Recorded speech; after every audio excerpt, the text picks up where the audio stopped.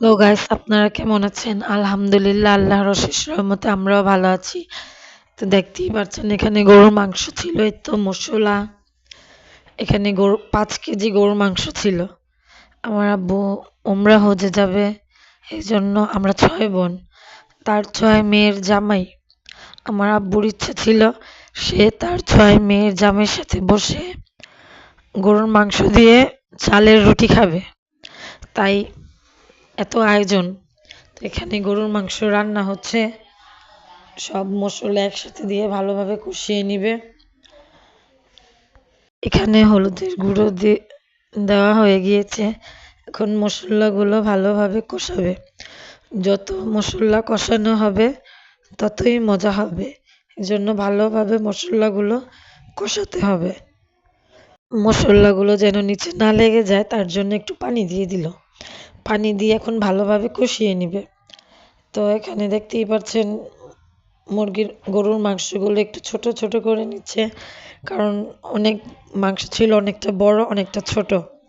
মাংসগুলো ভালোভাবে ধুয়ে এখন মশলাগুলোতে দিয়ে দিল।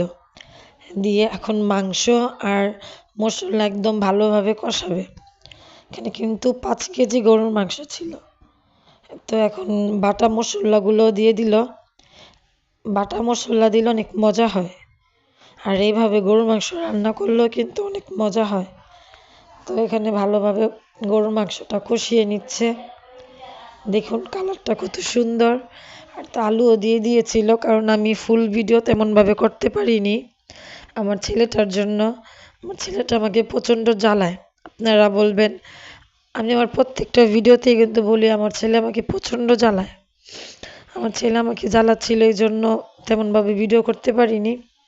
তো দেখুন চালের রুটির জন্য চালটাও ভালোভাবে ধুয়ে নিচ্ছিল।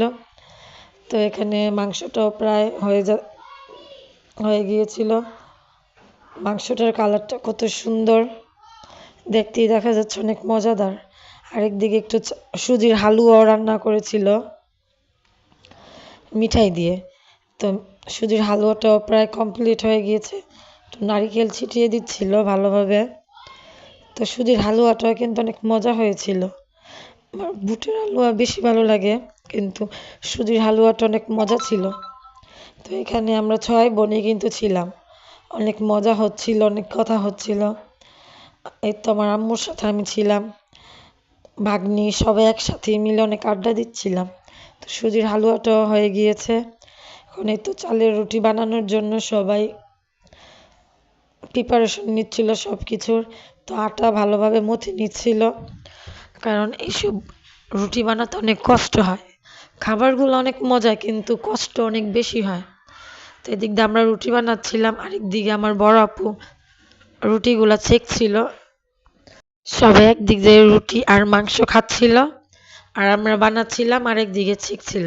মানে দিনটা অনেক ভালোই গিয়েছে। আমার আব্বুর জন্য সবাই দোয়া করবেন। আমার আব্বু হজে গিয়েছে, সেজন্য ওইখানে ভালো থাকে, সুস্থ থাকে। আমার আব্বুর জন্য সবাই মন থেকে অনেক দোয়া করবেন। তো এখানে সেমাই পিঠাও বানানো হচ্ছিল।